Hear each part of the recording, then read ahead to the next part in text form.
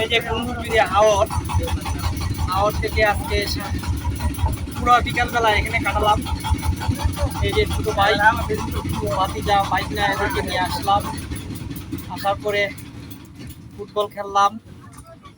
তারপরে এই যে নদীর কিনারে মাছ ধরলাম, হাত দিয়া কয়েকটা মাছ ধরলাম, ছোটো বাচ্চাদেরকে আনন্দ দিলাম মাছ ধরে।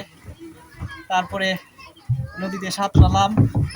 অবশেষে ক্লান্ত, অনেকদিন পর এত হাওরের পরিবেশে এত আনন্দ করলাম।